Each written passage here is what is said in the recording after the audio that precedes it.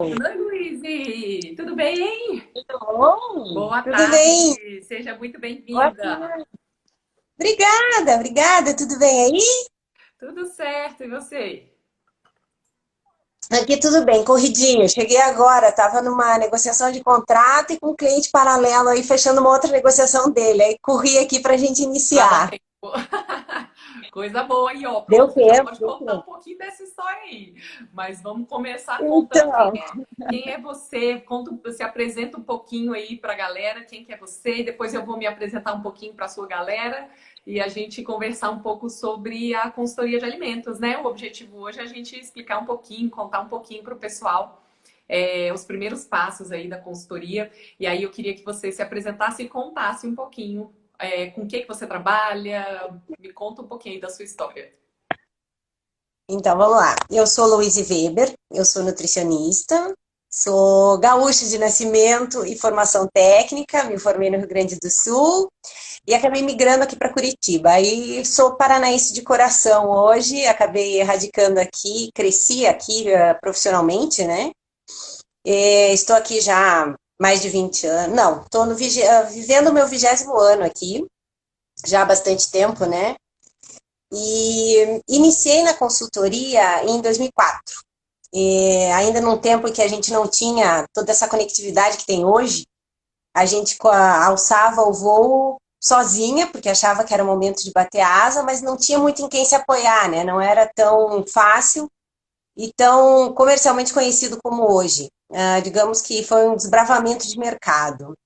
Eu iniciei na UAM, que aí já meu primeiro trabalho foi refeitório, ainda no Rio Grande do Sul, e vim nessa trajetória até 2004. Eu saí de uma. Nessa época, eu estava vivendo uma gestão, eu vivia gerência, eu era gerente de operações e de comercial, de vendas, de uma concessionária de alimentos. Aí acabei caindo na rotisserie do Pão de Açúcar logo na sequência, e foi lá que eu disse, gente, é hora de bater asa. Já tinha feito alguns trabalhos de consultoria bem pontuais, já tinha tido alguns projetos pequenos de assessoria, de um trabalho continuado, e aí eu achei que eu estava pronta. Aí eu fiz essa migração, comecei a garibar, né, os primeiros contratos, quando eu tive condições financeiras para pagar o básico da minha vida, né, que despesas básicas, eu disse, tá, agora é a hora. Aí eu me desvencilhei desse CLT que eu tinha na época, das rotisserias, que eram lojas aqui em Curitiba, 24 horas, e comecei efetivamente em fevereiro de 2005. Foram os 3 primeiros contratos. Aí dali a coisa foi fluindo, foi rodando e tô aqui até agora. Eita, coisa boa. A minha história é parecida com a sua. Que Eu vou só legal! te contar que eu amo Curitiba. Eu fui com meu marido ano passado. A gente foi numa viagem, a gente faz todo ano, a gente faz uma viagem só nós dois, sem as crianças, para poder relaxar um Que pouco, para delícia! descansar um pouco. E ano passado ele botou na cabeça que queria um lugar friozinho, sem muito transtorno de viagem, né? Porque a gente chegou a pensar em Ah, ir para Argentina, chegou a pensar em ir para pegar alguma neve em algum lugar, mas aí ele falou assim: não, não, eu não quero transtorno, eu não quero conexão. Aí eu falei, gente, que lugar frio que você vai sem conexão? Não existe. Aí eu descobri Curitiba. Aí de Brasília para que Curitiba tem delícia! voo direto, né? Aí lá fomos nós para Curitiba, foi maravilhoso. A gente adorou. A gente não pegou tanto frio quanto a gente imaginava. Tava frio, mas não tanto quanto a gente imaginava. E é Aham. maravilhoso. A gente encantou. Curitiba é lindo. A gente amou. A É viagem uma foi ótima. graça, né? Eu gosto bastante. Sou Aí bem voltou suspeita para falar, eu já aqui fiquei. né? Eu amei. Eu amei. A gente amou, nós dois. A gente é doido para voltar. Esse ano a gente não teve a Ai, nossa que viagem, né? gostoso. Porque normalmente é no período de entre maio e junho, que é entre o meu aniversário e o aniversário de casamento, a gente faz essa viagem. Esse ano não rolou. Mas quem sabe numa outra oportunidade a gente volta de novo, porque a gente adorou. Ai, volta Aí eu vou te sim. E procurar quando para vierem, voltar. me avise. Claro, Combinado. claro. Combinado. Deixa eu contar agora a minha vez de contar um pouquinho a minha história. E você vai ver que é mais ou menos parecida com a sua. Eu me formei em 2004. Eu me formei no final de 2004. E aí, como você falou, é uma área que não... Hoje em dia a gente tem um mar de informações na internet, né? A gente tem facilidade de informação, que na época a gente não Sim. tinha. E 2004, Uhum. para quem não se atentou para isso, foi o ano da RDC 216. Então, é o ano da Isso. legislação que rege aí as boas práticas, né? Então, a Sim. gente entrou num mercado sem precedente, né? Sem muita história. Então, realmente, é um mercado foi difícil, né? No início, trabalhar. Eu acho que até falei um pouquinho ontem na live sobre isso. Eu me formei no final de 2004, aí 2005, início de 2005, eu fiquei naquele momento meio perdido. Aí fiz uma viagem, morei fora um tempo, passei 3 meses fora e voltei. E em Brasília, a gente tem uma tradição, né? As pessoas em Brasília, todo mundo é concursado, todo mundo é servidor público. Então, a gente tem uma tradição de estudar para concurso, né? Lá fui eu estudar para concurso. Então, eu passei o ano de 2005 estudando para concurso, com aquela coisa de não estar trabalhando, então vai estudar para concurso, sabe? Mas não era, definitivamente não era o que eu gostava. E aí eu comecei efetivamente a trabalhar na área em 2006, né? Porque aí eu perdi o ano de 2005 e comecei a trabalhar em 2006. E aí quando eu comecei lá em 2006, o meu primeiro emprego foi numa empresa de consultoria, como a que eu tenho hoje. E aí eu comecei a aprender sobre essa área, né? E uma coisa que eu falo muito aqui para todo mundo que me segue, eu falo, gente, eu passei 3 meses nessa empresa, 3 ou 4 meses, e nesse período eu ganhei literalmente R$ 450. Tudo bem que em números de hoje talvez fosse mais, mas era muito pouco, né? Porque eu fui como se fosse uma estagiária, então eu fui para aprender. E aí eu falo muito para o pessoal aqui, repito isso 1000 vezes, que eu ganhei muito mais do que R$ 450. Eu ganhei aprendizado, eu ganhei experiência, né? E foi o que me motivou a ter a minha empresa. Então, porque eu achei o trabalho muito legal, eu gostei, eu realmente me identifiquei na área de produção de alimentos. Então, eu acho que super valeu a pena. Eu tive outras experiências, aí trabalhei, saindo de lá, fui trabalhar num restaurante. Acho que foi essa história que eu contei ontem. Foi o meu primeiro emprego foi num restaurante, que tinha uma unidade, abriu uma segunda unidade e a nutricionista trabalhava lá, era uma colega que formou comigo e ela me convidou, falou, Carol, tá abrindo a segunda unidade, mas precisa elaborar um manual, você sabe?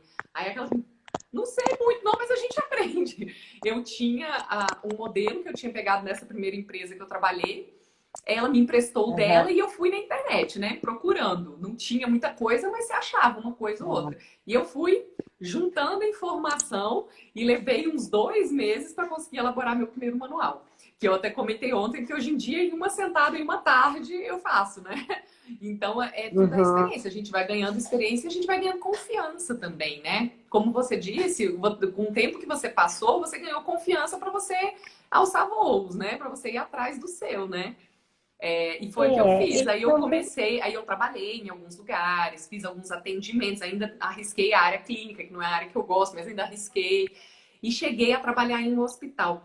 O meu último é, emprego, efetivamente, foi num hospital como nutricionista clínica. Eu nunca tinha atuado como nutricionista clínica, mas fui atuar nesse hospital. Porque era só uhum, para tirar férias de 2 meses de uhum, duas colegas. Elas eram duas na unidade, também era uma empresa terceirizada dentro do hospital, e aí uma dessas era minha amiga de faculdade, ela falou, Carol, eu preciso de alguém só para tirar férias. 2 meses só, porque eu vou tirar férias e outra nutricionista. Fiquei 7 meses dentro desse hospital.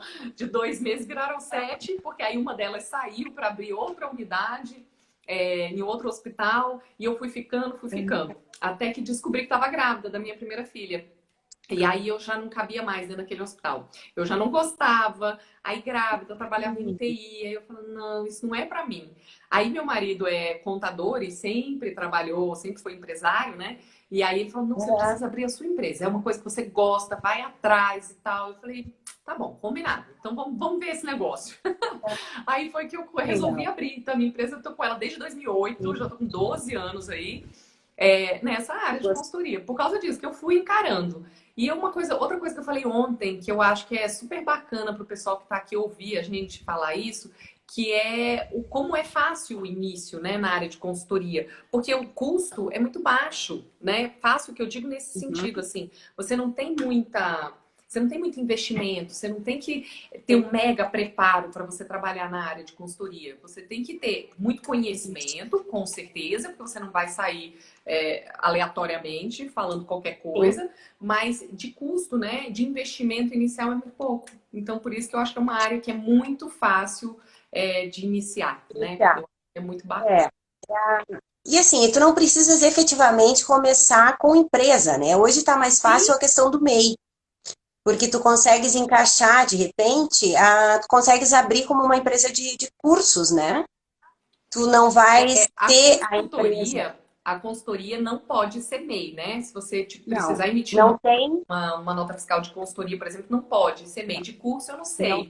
não sei como é que é. Mas você pode trabalhar como autônomo. Eu falo sempre isso aqui também no Sim, Insta, sim, que a gente pode trabalhar como autônomo, você não precisa obrigatoriamente ter uma empresa, né? A empresa, qual que é a vantagem da empresa? É você conseguir dar uma escalada, né? Você encontrar sim. empresas maiores para você trabalhar, porque tem empresas que a exigência é, se você não emitir nota fiscal, ele não te contrata. Sim, Mas você isso não são entra. exceções, né? Eu tenho vários clientes que não fazem questão de eu emitir nota. Eu emito porque agora eu tenho uma empresa e eu sou regularizada. Sim. Mas eu tenho vários que falam, não, por mim não precisa. Então, assim, a maioria não tem essa exigência, né? Então, para a gente Isso, começar, pode isso. ser como autônomo mesmo, contrato de trabalho, e é só sucesso, é só você dar a cara a tapa e ir, né? Com certeza. A consultoria, ela não entra, né? Não tem um KNAI para consultoria no MEI, né? Esse Código Nacional de Atividade Econômica. Mas como a gente acaba sempre fazendo o complemento do trabalho com a capacitação dos times, tu não consegues efetuar efetivamente o trabalho da gente com excelência sem capacitação de times, né? Sim. Então, em alguns locais, tem muito local que aceita. Uma dos nossos CNPJs é a da empresa de curso. E tem Hum. cliente que a gente consegue, que pede a nota e vai com essa questão desse CNPJ aí. Então, de repente, para algumas pessoas que querem escalar e não querem abrir uma empresa, né, com outro KNAI que vai ter mais impostos, é uma saída. Em algum lugar que não aceite sem nota fiscal é uma saída, porque aí tu colocas no corpo da nota fiscal, na descrição, né, do serviço que tu estás fazendo, tu pode colocar orientações a respeito de tal assunto que tu trabalhaste, sei lá, atendimento ao cliente, boas práticas de Boa manipulação, sinal, né? né? E emitir essa nota com essa descrição no corpo dela. Não é uma empresa de consultoria, é uma empresa de cursos. Porém, em alguns lugares é aceito sim. Legal, Então, é bacana. uma forma também de escalar. A importância da gente trocar informação, essa eu não sabia. Sim, Legal, sim, bacana. Então, aqui, quem exatamente. quiser, por exemplo, É uma regularizar, saída. pode ir para esse lado, né?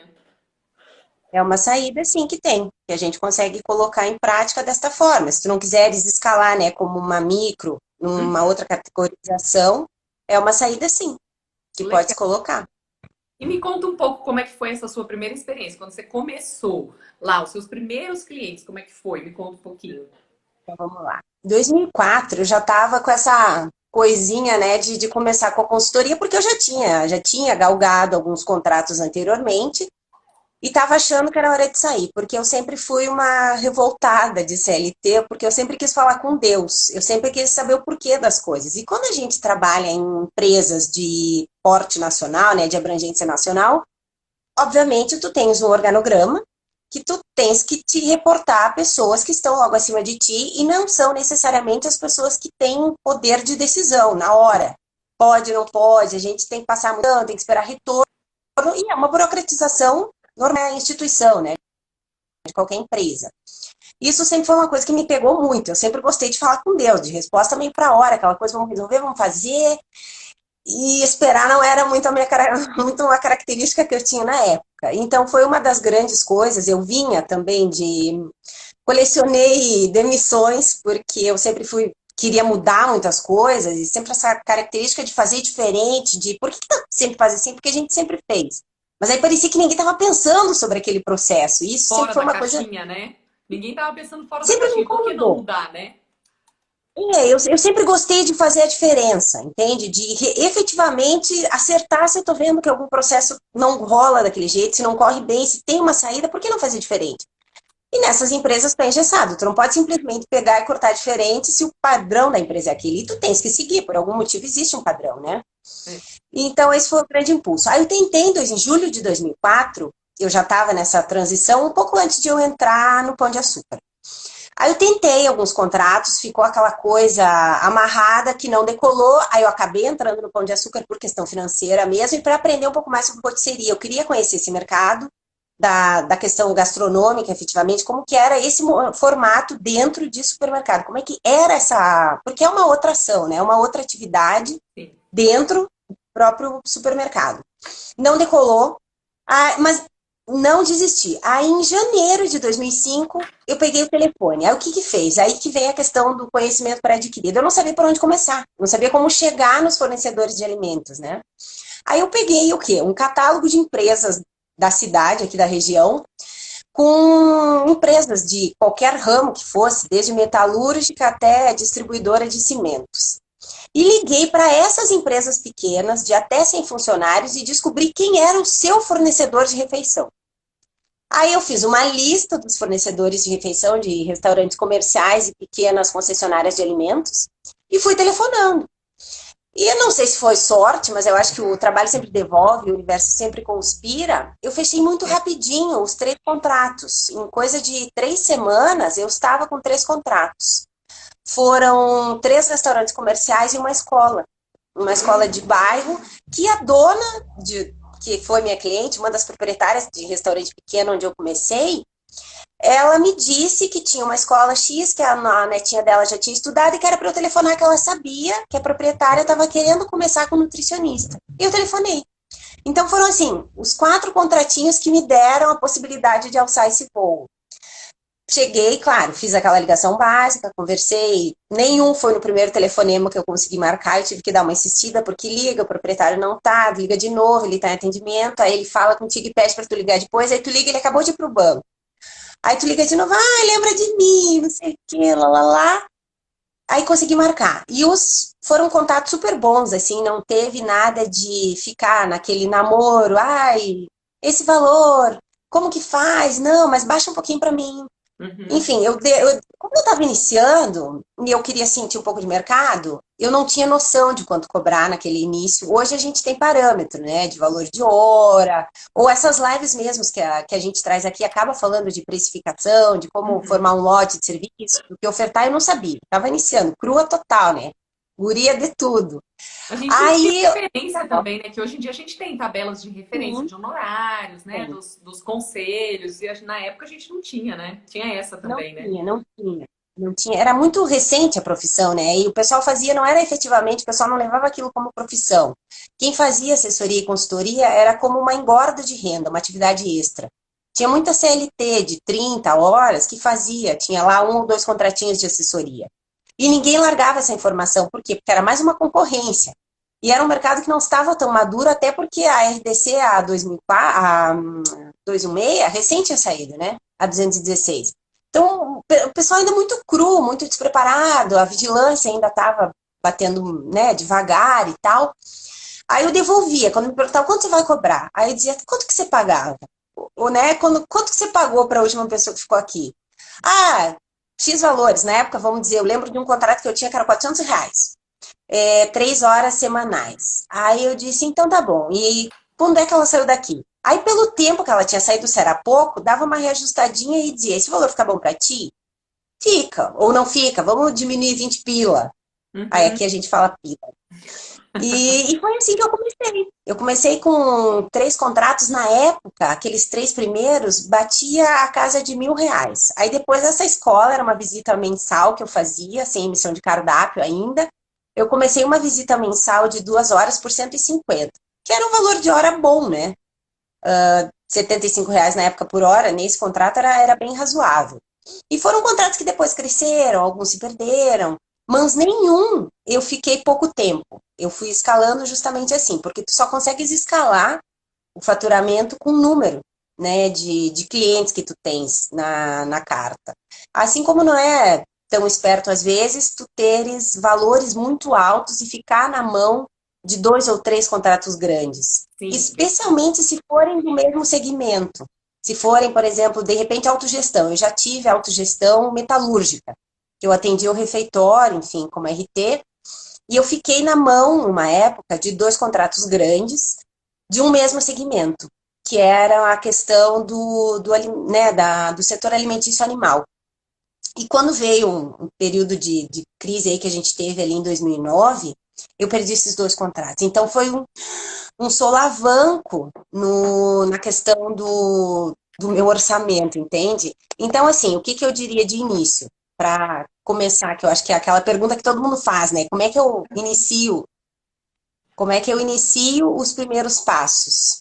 Primeira Sim, coisa essa é é uma entender pergunta que é uma pergunta que eu ouço muito e era isso que eu queria ver você dar a sua versão aí, como é que foi, né? Esses seus primeiros passos e contar um pouquinho pra gente. exatamente. Então, assim, é uma questão de a gente entender que a gente vende conhecimento. Porque todo mundo vende alguma coisa, né? Quem vende camiseta, vende aquilo ali. Mas assim, qual que é essa nuance, além de tu venderes o conhecimento? A gente vende uma credibilidade nesse momento para esse estabelecimento, em especial agora que a gente está com esse pandemônio na vida aí. Então, além de tudo, tu está vendendo a segurança para esse teu contratante e para quem consome, para quem compra, para o Sim. cliente do teu cliente. Esse é o primeiro, eu acho que é o básico, né? E para tu iniciar, realmente tu tem que acreditar que dá, porque dá. Então a gente começa pela gente, acreditando, primeiramente que a gente pode, porque a gente pode, todo mundo pode se transformar, todo mundo pode gerar essa chave. Entendendo que a gente vende, então, essa segurança, essa credibilidade através do conhecimento agregado que a gente tem. E eu acho que, por tabela, o terceiro ponto é tu entenderes que tu vai estar sempre em construção. Tu vai estar sempre aprendendo, sempre galgando, sempre iniciando, né? Então, esse é o primeiro passo. O segundo, eu acho que é uma lista do que tu podes oferecer, porque vão te perguntar, o que tu podes fazer por mim? Ou a hora que tu estás lá ouvindo, o que tu podes oferecer para sanar essas dores? Uma lista do que tu vais vender, que a gente traduziria num portfólio, né? Uma Sim. palavra mais técnica para essa lista. E aí eu acho que depois o terceiro nesse aspecto aí é tu teres uma lista de onde tu vais, de quais locais, por onde tu vais começar a atacar, que nicho de mercado que tu queres atacar. E como a gente é de alimentos, e como tu falaste, é uma gama muito grande de locais que a gente pode atingir, tu podes atender desde a pizzaria do bairro perto de casa, de onde tu compras, até uma fábrica de alimentos, até essas lojas de produtos naturais, que está muito em voga ter nutricionista, que era uma coisa impensável. Antigamente a gente não tinha loja a granel de Uhum. especiarias, de sementes, né, de farinhas. Então o mercado ele está muito maduro e vai amadurecer ainda mais. A gente tem um cliente barra consumidor muito mais exigente hoje em dia. Então, a presença do profissional, ela é de suma valia hoje para qualquer contratante, para qualquer empreendedor do ramo. É, tem razão. Não, não sei Eu se queria queres completar adicionar uma coisa alguma que coisa. que você falou da gente se apresentar, da gente ir atrás. Eu falo muito aqui, quem me acompanha aqui já ouviu muito falar isso, que não está escrito na nossa testa que a gente é nutricionista. Muito menos que a gente é nutricionista de produção, que muita gente nem entende, né, o que é isso. Quando fala Sim. nutricionista de produção, mas a primeira pessoa associa com cardápio. Você faz cardápio? Não necessariamente. A gente cuida das boas práticas, da higiene, para garantir a segurança do Sim. seu alimento. Aí a pessoa começa a virar a chavinha e entender.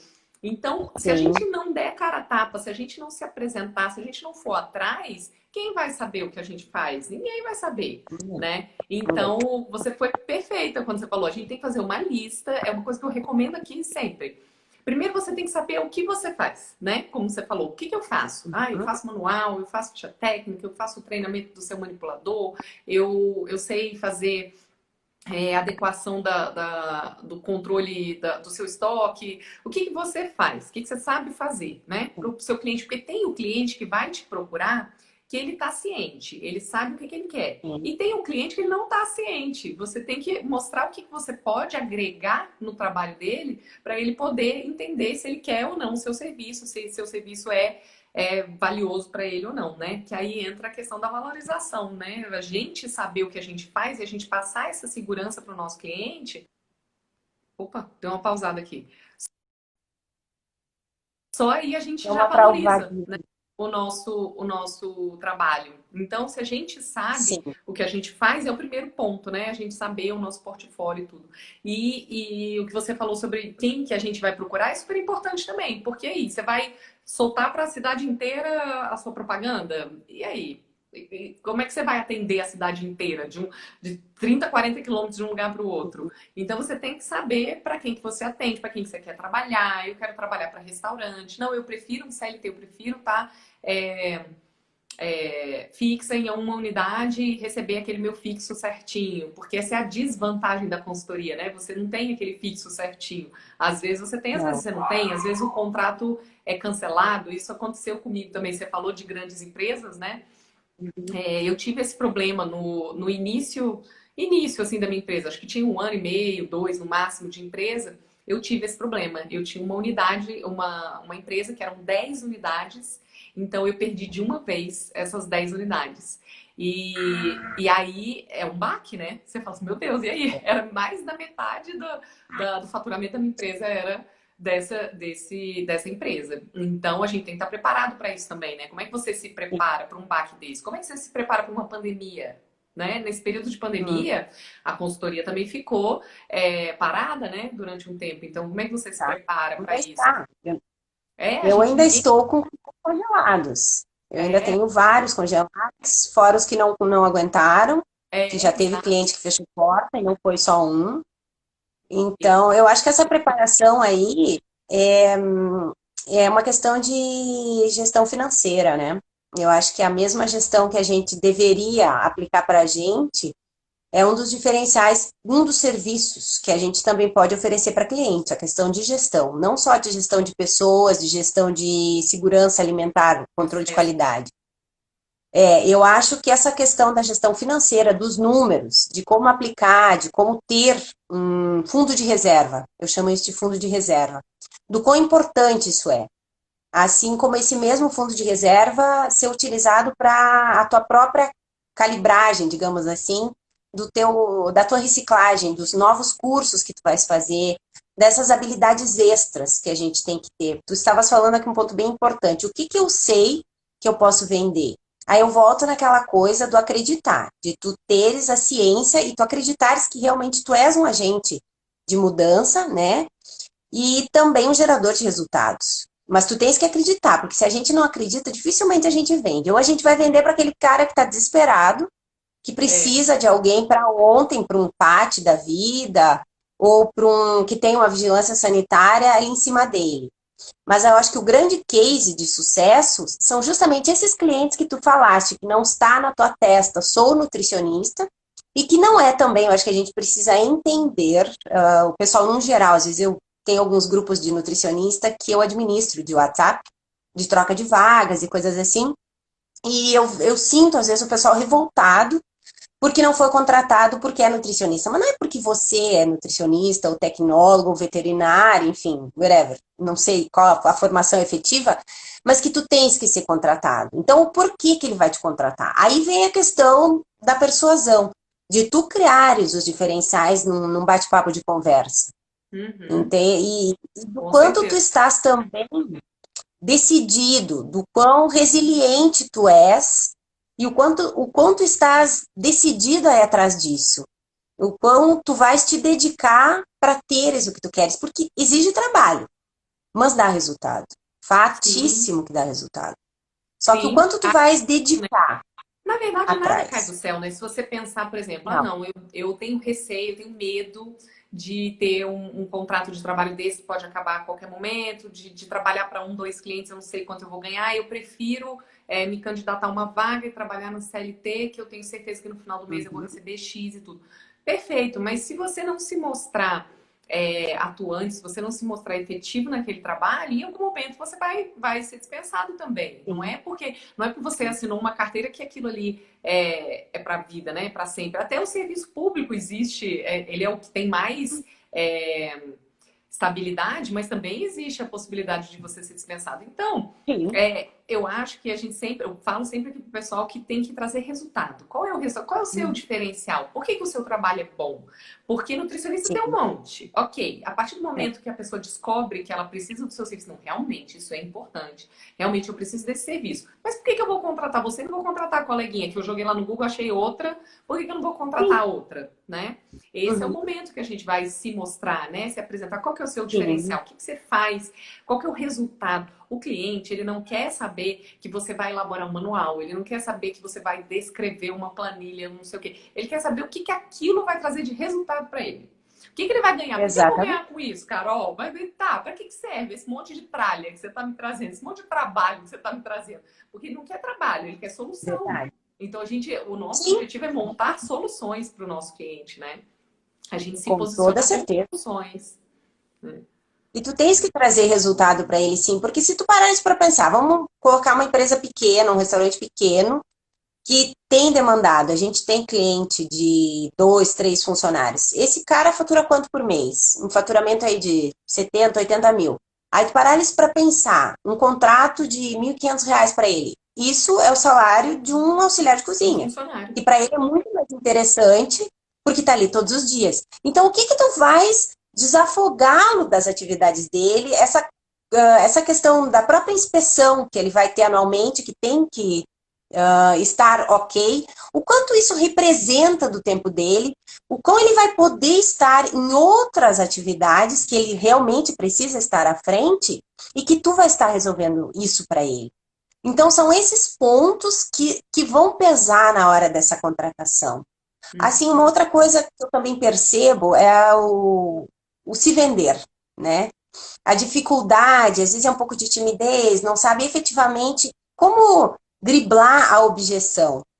É uma habilidade que às vezes é também legal se conseguir fazer, ou estar consumindo os conteúdos que estão tão em voga agora, em especial nessa rede que a gente está aqui, para estar se conhecendo, estar se percebendo e sabendo a hora de falar ou a hora de calar, como fazer perguntas, porque a gente tem que perguntar muito, a gente tem que ouvir muito, né? São dois ouvidos aqui, e ao contrário de uma boca. Então, são duas fontes de entrada. A gente tem que ouvir efetivamente e não ficar pronto para já responder.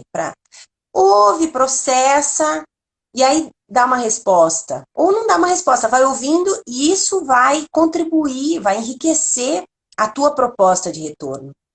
Porque isso é muito comum de tu ligares e a pessoa está lá 17, 20 anos no mercado, nunca teve um profissional. Ela te pergunta, mas por que, quem te disse? Eu passei por isso há algumas semanas. Quem te disse que eu preciso de ti? Alguém me delatou para você? Eu sempre existi sem você, por que que agora você vai vir aqui me dizer o que eu tenho que fazer?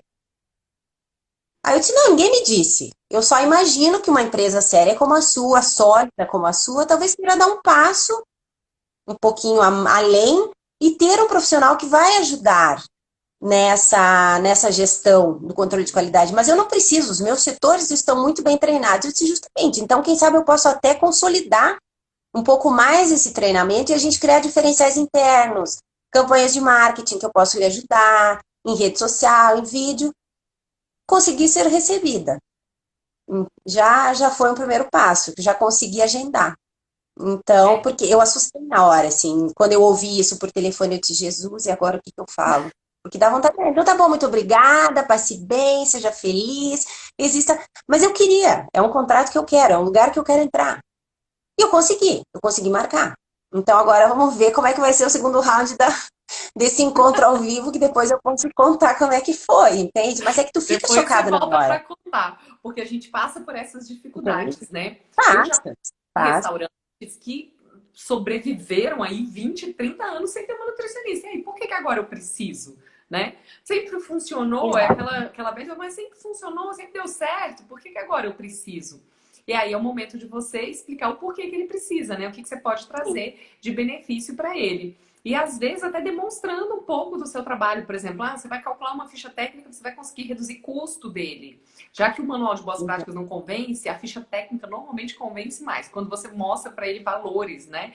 Eu passei uma situação uma vez, acho que eu já contei essa história aqui, mas já tem muito tempo, que eu fui como cliente comer num restaurante E quando eu olhei os valores do cardápio, eu falei, isso não bate. Essa pessoa não fez conta. É muito barato. Quando chegou a comida, eu vi a quantidade de comida. É muito barato para essa quantidade de comida. Aí, mais forte do que eu chamei o gerente e falei assim, gente, eu posso conversar com você? Eu me apresentei, sou nutricionista, trabalho nessa área, papapá e tal, expliquei. E aí ele falou, aí eu falei, você já fez o cálculo, você já fez ficha, você tem ficha técnica desses produtos, você já fez o cálculo dessas refeições? Não fui eu mesmo que fiz, eu tenho certeza do que eu fiz. Bom, é porque parece para mim que não está muito adequado, talvez você não esteja tendo um retorno ideal. Ah, mas eu vendo muita quantidade. Sim, são duas formas de pensar, né? Você ganhar muito pouco vender em volume, ou você ganhar o correto, né? O adequado, e você vender uma quantidade normal, né? Que para mim era a segunda situação. Ele não tinha esse volume todo para ele estar ganhando pouco e vendendo em volume, porque era um restaurante mais refinado, assim, não era um restaurante, não é um hambúrguer da rodoviária, né? Era um restaurante. E para ele, só por fato dele estar ali recebendo o cliente dele, ele já não é um qualquer, né? Não é um hambúrguer que a pessoa passa, pega e vai embora. Então ele não vai ganhar em volume. E aí eu tive, foi que nem você falou, eu tive a oportunidade de abrir uma portinha e aí deixei meu cartão, depois conseguia marcar com ele e apresentei para ele, peguei um prato só e apresentei para ele o cálculo, o valor, para ele ver que realmente aquilo ali não valia a pena. E aí ele ficou até chocado, falou assim, uai, mas como não vale a pena? Porque a pessoa não faz, né? Ela faz uma conta tão rasteira que às vezes ela não se percebe, ou ela acha que está tendo lucro naquilo ali, e quando você mostra que ele não está, vale cada centavo. Eu sou consultoria. Eu tive uma situação, essa eu já contei várias vezes aqui, que eu acho essa muito boa, que é um cliente que tem, eu atendo ele até hoje, ele tem o prato à la carte, e ele tem, o prato dele é uma carne e 3 acompanhamentos. Que usualmente o pessoal pede muito, o mais comum é arroz, feijão e farofa de ovos. E a farofa de ovos dele é muito, muito conhecida, muito famosa, muito gostosa. Todo mundo vai lá por causa da farofa de ovos. E ele botava 3 ovos na farofa de ovos. Gente, um prato com a carne de 200 gramas, mais arroz, mais feijão, mais farofa de ovo, com 3 ovos, quem come tudo isso? Eu falei pra ele, você tá tendo prejuízo, eu tenho certeza absoluta. Primeiro no valor, segundo que ou você tem desperdício, volta muito prato, ou as pessoas estão dividindo e você não percebe isso, que é um desperdício do mesmo jeito, porque você, em vez de vender 2, você tá vendendo só um. E aí a gente fez esse teste, eu propus isso para ele, eu falei, vamos fazer uma experiência? Você topa fazer uma experiência? Aí ele já pulou para trás, falou, Carol, eu tenho certeza que o meu gerente não vai deixar, vai reclamar, porque é ele que está de frente para o cliente, então o cliente vai reclamar que a farofa está menor e ele vai embirrar e tal. Eu falei, a gente já tem um plano B para ele, né? Se o cliente pedir, ele está autorizado a entregar uma porção extra, com uma porção extra com 3 ovos de farofa de ovo. Vamos combinar desse jeito? Vamos combinar. E aí a gente fez a experiência. De 114 pratos que saíram naquele dia, vamos fazer uma média de 100, uma pessoa reclamou. Ou seja, ele economizou fácil 100 ovos em um dia, né? Então, você fazendo uma conta rasteira, eu brinquei com o empresário. Depois eu falei, minha consultoria tá barata, né? Porque eu falei pra ele, olha que absurdo. Você não parar pra pensar. Uma coisa tão simples, né? Mas às vezes uma visão de fora é o que traz isso pro cliente. É o que dá aquele sacudida, né? Que ele não consegue ver. Ele, na visão dele, o cliente tá bem servido, o cliente não reclama, tá bacana, o prato tá bonito, porque fica aquele prato cheio. Mas e aí? Que vantagem Maria leva? O que ele tá ganhando com isso, né? O custo dele era baixo e ele tinha um desperdício absurdo. Ou voltava muito ou ele dividia. Então, às vezes, é você mostrar isso para ele. É um só. E eu nem estava trabalhando com ele para fazer ficha técnica. O meu trabalho dele era manual. Mas quando eu vi essa situação, eu não consegui, eu não resisti. Foi mais forte do que eu. Eu falei para ele, eu vou calcular para você, para eu te mostrar por A mais B que você está tendo prejuízo. Aí depois dessa, a gente começou a fazer ficha técnica de todos os pratos. E a gente foi reduzindo várias coisas. Ele teve, assim, uma mudança de, às vezes, 20, 30% dentro do prato dele, né? Então, e aí ele começa a ver que realmente a sua consultoria vale cada centavo, né? E é isso que a gente tem que fazer para o nosso cliente, né? É esse resultado.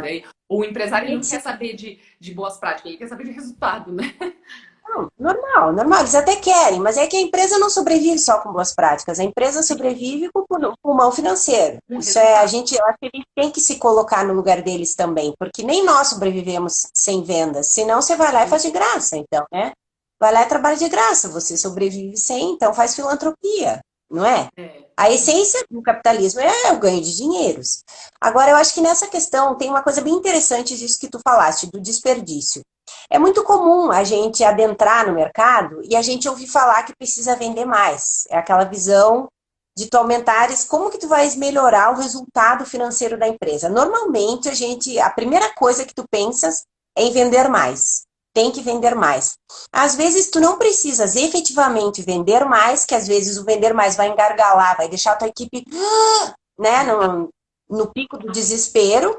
Quando tu cercares o custo efetivamente, colocasse a ficha técnica aí, né? Revendo quantidades e tal. Às vezes, pode ser um primeiro ponto para melhoria, para acerto, como tu falaste, em 30%. Quando tu consegue secar esse desperdício, ou diminuir de alguma forma o tamanho de uma porção que às vezes é gigantesca e não tem necessidade, até muita proteína, né? Vamos combinar, 200 gramas de carne mais 3 ovos. Então, tu tinhas aí, se for a média do ovo, 50 gramas, a gente tem 350 de proteína.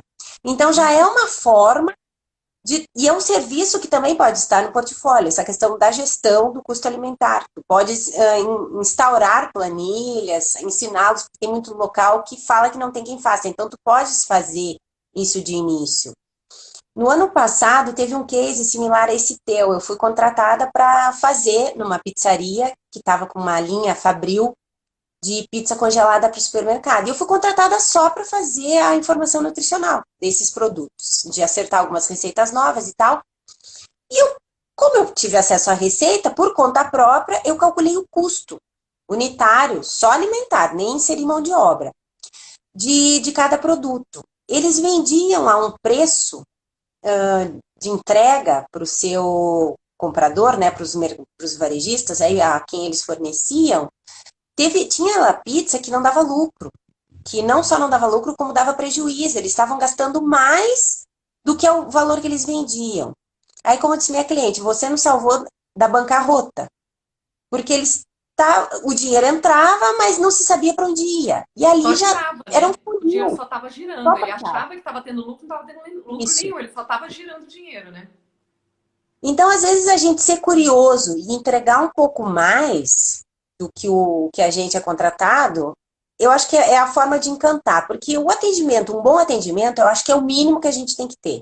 Um bom contato, um bom portfólio, pelo menos um cartãozinho. Tu não precisas ter efetivamente um site, tu não precisas ter uma página, porque muitos desses contratantes não estão aqui. Na rede a gente está mais consultor para consultor. Né? Eu tenho cliente grande que não tem site ainda. E eu cheguei lá por indicação, por networking. Uhum. Então, assim, a obrigação é tu falares bem, tu te comunicares bem. Eu acho que é o mínimo que um consultor tem que ter para esse início. Tem que saber se portar, tem que saber se vestir de alguma forma, tem que falar a língua dessa pessoa a quem ele vai se apresentar e sempre entregar mais do que foi contratado. Aí é que vem a questão do valor. Tu entregares 2 a 3 vezes a mais em dinheiros do que tu é contratado, é a hora que tu encantas. É aí que tu viras extraordinário e deixa de ser só mais um, né? É. Ordinário, como diz um amigo meu do garçom vendedor. Então, É. esse é o grande case. Essa virada aí que faz. E o ser curioso, ir atrás, que nem tu foste, né? Tu foste lá e calculaste que tu não estavas lá para isso. Mas a mesma coisa que eu, não fui paga para analisar custo. Eu fiz porque quis. Eu fiz porque sou curiosa, porque sou enfiada, como se diz por aí, né? Sou metida. E realmente deu um up para a empresa. Tanto que E essa é o linha acabou diferencial, né? sendo Quando a gente utilizada. inventa de ir atrás de alguma coisa, você cria uma oportunidade de você mostrar que Sim, você sabe fazer aquilo, por exemplo, né? Que você sabe sim, calcular, que você sabe avaliar esse custo, e você demonstrar para ele que é mais um serviço que você pode agregar e que vai trazer um benefício para ele gigantesco, né? Então, sim. é mais uma forma de você agregar valor. valor para o seu serviço, valor para o seu trabalho e valor para ele, né? O que ele, mais uma vez, ele vai ter mais resultado e vai ver que vale a pena. Eu tenho que agarrar nessa pessoa. Esse empresário, ele fala assim, não, agarrei, você não solta mais. Porque sempre que ele precisa fazer qualquer alteração de cardápio, de tudo, ele sempre me consulta. Ele fala, Carol, vamos olhar comigo? Você olha comigo? Você me ajuda? Por quê? Porque gerou confiança, né? Você gera confiança para o seu empresário. E essa confiança foi o que você falou do networking. Ele vai indicar para outra pessoa. Quando alguém precisar, tá abrindo um restaurante, comentar com ele, ele vai falar assim, poxa, olha, tem uma pessoa para te ajudar nessa parte do custo, por exemplo, né? Porque muita gente abre, porque a alimentação, a gente ouve muito falar isso, né? Que a alimentação dá dinheiro. Ah, comida dá dinheiro. Se você estiver bem estruturado. Se você estiver fazendo da sua cabeça, inventando moda, inventando número, não vai dar. Você vai girar dinheiro, achar que tá ganhando alguma coisa. Não tá. Essa história da pizza é perfeita. Se você somar os ingredientes, não pagava a pizza. Sabe? Então, semana passada, eu iniciei uma consultoria também de uma hamburgueria que o meu objetivo lá também não era esse. Eu fui lá para fazer adequação de layout, porque ele tá precisando estruturar o layout dele, porque ele tá com alguns gargalos de produção. Só que quando eu vi o valor do hambúrguer, eu falei, você não tem lucro nesse hambúrguer. Ele falou, tenho. Eu falei, você quer que eu te mostre que você não tem? Pois eu calculei para ele. E ele não tem. Ele ficou horrorizado. Ele falou assim, não, mas é porque agora a gente está vendendo X e Y. Eu falei, não tô perguntando quanto você está vendendo. Eu tô te mostrando que você não tem lucro. Sabe? E eu te mostrei com números. E ele um sócio, e ele fala, porque meu sócio não aceita aumentar, porque ele acha que não vai vender. Eu falei, então fecha. Porque você tá pagando para trabalhar, é melhor você fechar. Se você não quer aumentar, então fecha. Porque você pagar para trabalhar, vender, né? Você tá vendendo, você tá entregando seu produto, você tá pagando, compra, por favor, compra para mim aqui, porque eu tô querendo perder um dinheirinho, você compra para mim? Eu tô te dando aí, ó. Eu tô querendo botar dinheiro fora, eu tô te dando. Você pode vir aqui, dinheiro por fora, favor? você compra para mim? Eu vou fazer propaganda ainda para você comprar para mim. Sabe, a pessoa, né? E não pode, gente, pelo amor de Deus, para e pensa o que você está fazendo. Verdade. Então, realmente é necessário, né? Luiz, eu vi que tem umas perguntas aqui. Posso subir? Não, por favor. Subiu de precificação. Eu vi que alguém falou do medo de não ser aceito os valores. Deixa eu voltar um pouquinho aqui. Eu vi que teve alguém que falou dos valores. O medo, né? Quando a gente está começando, a gente tem medo mesmo. É normal, lógico, né? Você fica com receio do valor, o cliente julgar o preço. Tá? Achei aqui. O que acontece? A gente fica mesmo, lógico, porque quando a gente está no começo, a gente tem insegurança. Eu já fiz essa comparação aqui, que tudo que a gente vai fazer pela primeira vez, a gente tem insegurança. Você vai na casa de uma amiga sua pela primeira vez. Você bota no Waze, você tem um GPS, o Waze vai chegar lá e vai te dizer, você chegou ao seu destino. Aí você vai olhar para a esquerda, tem uma casa azul. Você vai olhar para a direita, tem uma casa amarela. Qual das duas que é? Porque o Waze não te diz assim, olhe para a direita, a casa amarela é o seu destino. Não, ele fala, você chegou. Ele te largou lá no meio da rua, você chegou. E aí, qual que é? Você chegou num prédio, aí tem duas portarias, é a da direita ou da esquerda? Sempre que você faz pela primeira vez, você vai ter dificuldade. Sempre que você faz pela primeira vez, vai ter um empecilho. Mas você vai se embarrear por causa desse empecilho besta? Vai atrás, descobre qual que é. A segunda vez que você for, você já sabe que é a casa amarela. Você já sabe que é a portaria da direita, né? Então, a gente tem que dar a cara a tapa, a gente tem que fazer. E eu falo muito aqui de praticar, né? Vamos praticar. Carol, nunca fiz um manual. Faz na sua casa. Faz na casa da sua mãe. Faz na casa da sua amiga. Pratica. Eu já ensinei 1000 vezes como fazer agora na quarentena. Foi uma sequência de vídeos que eu fiz. Ficou bem bacana lá no canal do YouTube. Tá lá. 7 passos para elaborar um manual de boas práticas. Eu fiz 7 vídeos explicando cada um desses passos para fazer dentro de casa. Elaborar o manual de boas práticas, hashtag em casa. Para quê? Para você saber como é que você aplica um checklist, como é que você monta um plano de ação, como é que você faz o treinamento do seu funcionário. Eu falei de cada um desses pontos, que é para você praticar. Vamos praticar dentro de casa, vamos saber como é que faz. Pratica na frente do espelho, pratica com a sua amiga, arruma um restaurante perto de casa que você come lá pizza toda semana e pergunta pro camaradinha, fala para ele que você está começando, você não pode fazer, sabe? E é isso, a gente tem que começar de alguma forma, né? Sim. Tem que cair na água. Tem que cair na água, porque o medo passa. Como é que eu vou aprender a nadar? Né? Ninguém me jogou na água, como é que eu vou aprender a nadar? Carol, e o medo vai passar e o aprendizado vai ficar. Porque tem uma diferença grande entre informação e aprendizado. Uma coisa é a pessoa ser informada, viu os teus 7 passos. Ah, já sei fazer. Não, ela está informada. O aprendizado é quando tu colocas em prática, aí vira conhecimento, Sim, certo? você passou Então pela tem uma diferença. dificuldade, você praticou, você entendeu, agora sim, agora é conhecimento, né? Tem mais uma outra Exatamente. pergunta aqui, ó. Encontro dificuldade com as receitas para fazer as fichas. As empresas pequenas, familiar, na maior parte, não tem receita padronizada ou mesmo não tem receita. Priscila, é É exatamente fato aí que que não. você entra, né? As empresas familiares são as que mais têm problema. Justamente por isso. Porque a avózinha, a mãezinha que bota lá a mão na panela, a receita é uma receita de família, e aí ela faz do jeito dela, é o meu tempero, é o meu jeito. Sim, mas só que a partir do momento que se você se propôs a ser uma empresa, você tem que crescer como uma empresa. E para você crescer como uma empresa, padronização é o primeiro ponto, assim, lá em cima. Para que serve ficha técnica? Já falei isso aqui várias vezes também. Tem 3 motivos para você fazer ficha técnica. O primeiro, padronização, que é justamente isso. Hoje eu venho na sua empresa como um sanduíche que tem 200 gramas. Amanhã eu venho, o sanduíche tem 150. Aí depois de amanhã eu venho, ele tem 250. Não existe isso. Você, toda vez que você vier aqui tem que ser o mesmo padrão, né? A mesma qualidade, o mesmo padrão. Então, é o primeiro motivo da ficha técnica, a padronização. O segundo motivo, e super importante também, que é o custo, né? Você avaliar o custo daquela preparação. Aquela preparação tá ok? Você vai fazer, obviamente, uma avaliação do mercado. Todo mundo vende o sanduíche a R$ 30, eu vou vender mais ou menos a 30, mas você tem que saber o seu custo também. Ele está vendendo Sim, a 30 porque o hambúrguer dele tem 100 gramas, o seu tem 150. Então, o seu não pode ser 30, tem que ser um pouco mais. Então, você tem que avaliar o seu custo, a sua realidade. Então, o segundo ponto da sim. ficha técnica é esse. E o terceiro.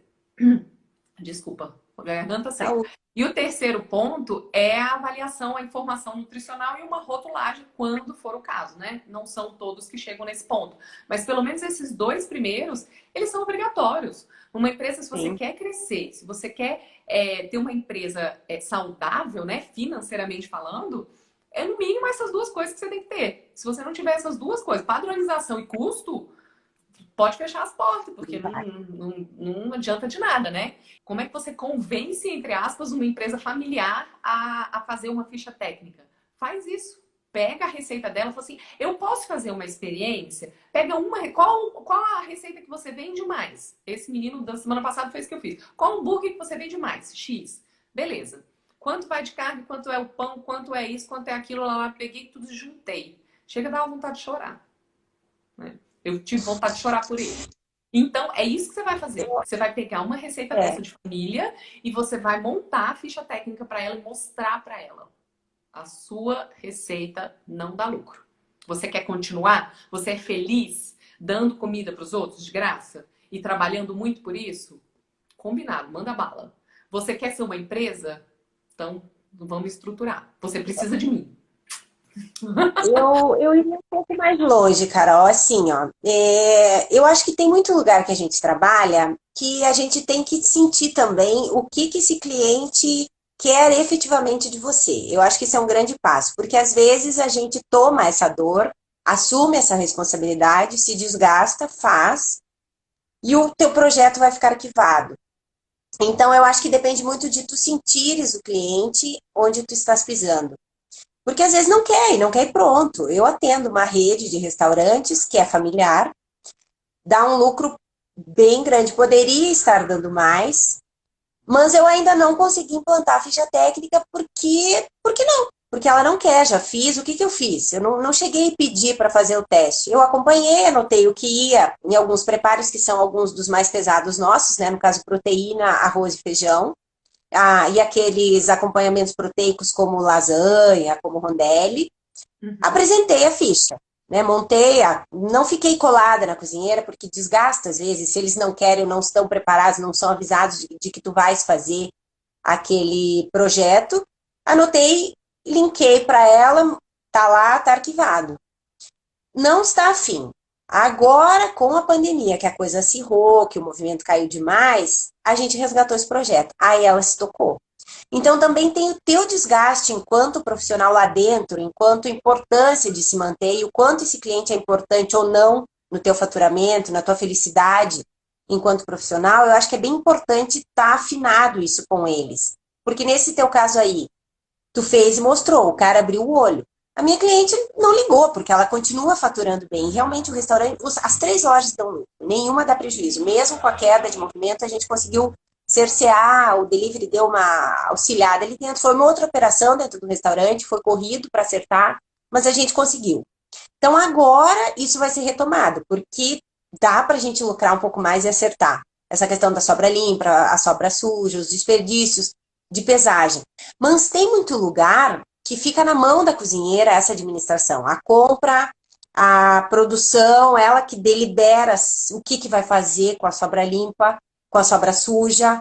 Então, tem muito disso. Eu acho que de a gente sentir e conversar, até para tu não te desgastares e também para precificar. Porque vai ser uma coisa que, de repente, vai te dar mais trabalho. Tu tens aí um parâmetro de preço de ficha técnica de 250, R$ 270. Eu acho que vale mais. Eu não vendo a esse preço. Ficha técnica, eu vendo mais caro. Eu realmente não faço uma ficha técnica por R$ 270. Me nego. Eu acho que dá muita mão de obra, são muitas horas investidas, em especial se tu és paga para perfazer uma carga horária X. Tu tens que acompanhar a produção, tu tens que ver estoque, tu tens que ver o pessoal se está paramentado, se não está, né? Toda essa questão de segurança, a documentação interna, os registros que eles vêm fazendo, e aí tu toma para ti essa ficha técnica. Se tu não tens tempo, se tu vai ser cobrado, vai trabalhar de graça para não ser seguido, é uma aposta inicial. Eu acho que tu fazeres isso de início, mostrar o cara não tá afim, aí beleza. Aí deixa lá e não fica incomodando. Por quê? Porque vai ser uma coisa que, de repente, esse contrato vai aumentar. Ele não quer aumentar. Aí, se ele quiser, aí vai dessa negociação posterior. Assim como tem aquele lugar que te encomenda um cardápio mensal. Vamos pegar um lugar pequeno, sei lá, uma escola pequena, com 12 alunos e que te encomenda um cardápio e não tem a responsabilidade técnica. Cara, tudo bem. Você não vai assinar, você vai vender esse cardápio X e vai lá. Agora, você pode, justamente, porque ele te chamou por causa de um cardápio, ofereceres outras coisas, mas ele pode não estar afim. Mas aí você faz. Eu tenho colegas, inclusive, tenho alunas que trabalham com a questão de gestão aplicada, né? Gestão global, não só financeira, não só de pessoas, e que entram para fazer uma avaliação gratuita. Então, isso é uma coisa que dá para tu largares esse diferencial, essa isca, digamos assim. Ah, eu vou montar para você, então, como tu falaste, pega um prato e monta. Aí tu sente. Tu sente o cliente, se ele vai querer ou não. Se ele não quiser, beleza, cara. Então, continua funcionando aí, se você não ganha dinheiro, até fechar, ok. Só que tem essa questão de talvez tu conseguires convencê-lo de que se essa empresa estiver saudável, o teu contrato também é mantido. Sim. Por mais tempo. Isso é um lugar que te interessa continuar. Eu vejo que é interessante você mostrar, né? Se é possível você demonstrar. Se você, tá na cara, assim, muito nítido, como foi muito nítido para mim essas duas situações. Se tá muito nítido para você, é interessante que você faça essa intervenção. Até para demonstrar que você tem mais a agregar para ele, né? Mas se ele não quer, realmente você ficar lá insistindo, não é isso, né? Pelo amor de Deus, não faça, né? Porque aí você vai ser insuportável, né? Você vai se tornar, em vez de agregar, você vai ser ruim para ele, né? Então não é isso. E tem a sua frustração, né, Carol? Tem a sua frustração enquanto profissional. Ai, tanto, eu queria tanto e não consegui. Cara, mas o problema é seu, entende? Se tu fizeste, tu apresentaste de forma bacana o projetinho, ele não quis, pô, legal, então, a gente segue como tá. Tu tentaste. Aí, de repente, daqui a pouco tu vai achar uma outra coisa. Aí tu apresenta de novo, que faz o link. De repente, um estoque fechado, que era aberto. Tu consegue fechar, diminui o desperdício. Ah, diminui o desperdício. Então, vamos voltar para a ficha técnica? Vamos agregar um pouquinho mais aqui? Eu fico mais horas para você no início e tal. Daqui 6 meses tá um contrataço. Então, são diferenciais, são agregações.